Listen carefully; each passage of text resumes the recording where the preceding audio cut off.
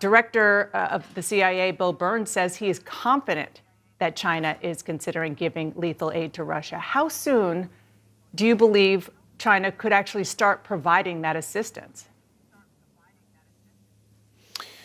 Well, first, thanks for having me on, Dana. The other thing that Director Burns, Bill Burns of the CIA, said was that we haven't seen them do it yet. We actually haven't seen them take a final decision to provide the aid to Russia, and we haven't seen the aid be provided to Russia. So we will watch carefully, we will be vigilant, and we will continue to send a strong message that we believe that sending military aid to Russia at this time when they are using their weapons to bombard cities, kill civilians, and commit atrocities would be a bad mistake, and China should want no part of it. If China does go ahead and give the lethal support that your intelligence shows they're considering giving to Russia, can you please be specific about how the U.S. would respond?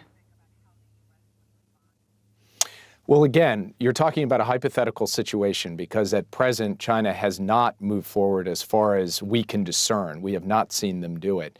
And I would prefer to keep our messages to China on this question, what the consequences would be, in the private high-level diplomatic channels that we have established to discuss these issues. Secretary Blinken saw China's top diplomat, Wang Yi, just a few days ago in Munich. They had a detailed conversation on this subject. Secretary Blinken laid out the U.S. position and perspective, and I'm going to leave that important and grave set of conversations around the stakes of China coming in behind Russia in their war in Ukraine for behind closed doors. Yeah, so just to be clear, you don't want to say it now on international television, but the consequences, if in fact China does this, have been very directly and specifically communicated to China privately? President Biden has made clear in previous reflections on this issue, because this is not a new issue. We have been dealing with the question of whether China might provide right, but you said that military Secretary aid Blinken to Russia going back to the clear. beginning of the conflict. Right. The point I was making, Dana, is just that President Biden has said previously, we're not just making direct threats. We're just laying out both the stakes and the consequences, how things would unfold. And we are doing that clearly and specifically behind closed doors. How concerned, just kind of look at this big picture, how concerned are you about these two major U.S. adversaries working together on the battlefield in Ukraine, and what that means sort of more generally about the relationships here? Well, look, the U.S. position in this conflict is straightforward. We're not going to stand by and allow one country to roll over another country and try to wipe it off the mat. And we're going to build and have built a coalition of more than 50 nations to resist that and help the Ukrainians defend their own territory. China's position in this is much more awkward. In fact, there was just a vote at the UN General Assembly in which China abstained. They did not vote with Russia. They were one of a number of countries that just tried to stand on the sidelines. When China talks rhetorically about the war in Ukraine, they tie themselves into knots because they know that going all in with Russia in this war in Ukraine would alienate a substantial number of countries that they are working hard to maintain good relations with. So from our perspective, actually, this war presents real complications for Beijing. And Beijing will have to make its own decisions about how it proceeds, whether it provides military assistance. But if it goes down that road, it will come at real cost to China. And I think China's leaders are weighing that as they make their decisions. President Zelensky is still asking the U.S. for F-16 fighter jets, but President Biden said on Friday that Ukraine doesn't need the F-16s now. I know you said that Ukraine doesn't have the training and the maintenance capacity to use the jets, but is the real reason you're not giving Ukraine these jets because you're trying to balance how far to go in supporting Ukraine without antagonizing Russia too much? The real reason, Dana, is that we are taking a very hard look at what it is that Ukraine needs for the immediate phase of the war that we're in. And this phase of the war requires tanks, infantry fighting vehicles, armored personnel carriers, artillery, tactical air defense systems so that Ukrainian fighters can retake territory that Russia currently occupies. F-16s are a question for a later time, and that's why President Biden said that for now, he's not moving forward with those. So as far as we're concerned, the U.S. effort has got to be to get Ukraine the tools it needs for the mission at hand. And the mission at hand is to have a successful counteroffensive where Ukraine is able to take So- back its own territory away from the hands of the Russians. So you're not ruling out giving Ukraine the F-16s at a later time?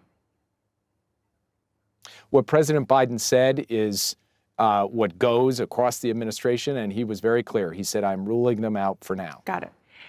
I want to ask about Crimea. Today marks exactly 9 years since Russia illegally annexed Crimea. The Biden administration still repeatedly says that Crimea is part of Ukraine. You also say that Ukraine gets to define what victory looks like. So I wanted you to sort of give a yes or no answer to this. If Ukraine decided that victory means recapturing Crimea militarily, would the United States support that?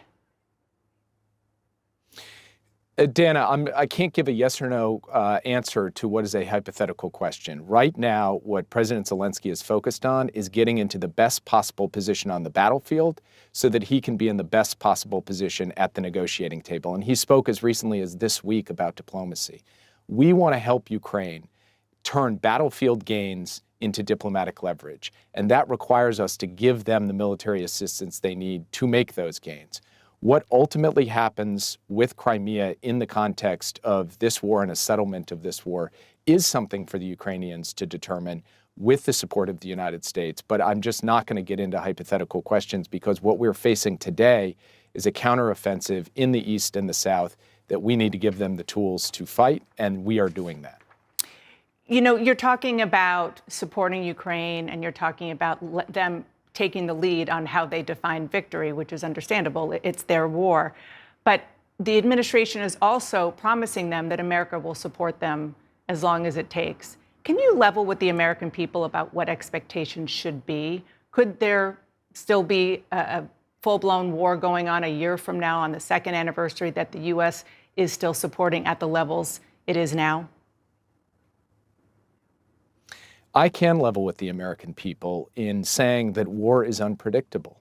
1 year ago, we were all bracing for the fall of Kyiv in a matter of days. 1 year later, Joe Biden was standing with President Zelensky in Kyiv declaring that Kyiv stands. So I cannot predict the future, and nor can anyone else. And anyone who is suggesting they can define for you how and when this war will end is not leveling with the American people or anyone else. What I can say is that the United States is going to continue to marshal this wide international coalition of countries to provide Ukraine with the tools that it needs to defend itself and to take back territory that the Russians have occupied. And we are prepared to do that. We have the staying power for that. We have proven we can sustain unity. We have proven that we can sustain this level of effort, and President Biden went to Kyiv to indicate that our support will be unwavering. Before I let you go, I want to ask about a new Wall Street Journal report out this morning that a classified intelligence report from the Department of Energy concludes that the coronavirus pandemic most likely did not emerge naturally, but it did come from a laboratory leak. Did the coronavirus pandemic start in a lab? Is that what you believe now? Well, Dana, there is a variety of views in the intelligence community. Some elements of the intelligence community have reached conclusions on one side, some on the other. A number of them have said they just don't have enough information to be sure. Here's what I can tell you. President Biden has directed repeatedly every element of our intelligence community to put effort and resources behind getting to the bottom of this question. And one of the things in that Wall Street Journal report, which I can't confirm or deny, but I will say the reference to the Department of Energy, President Biden specifically requested that the national labs, which are part of the Department of Energy, be brought into this assessment because he wants to put every tool at use to be able to figure out what happened here.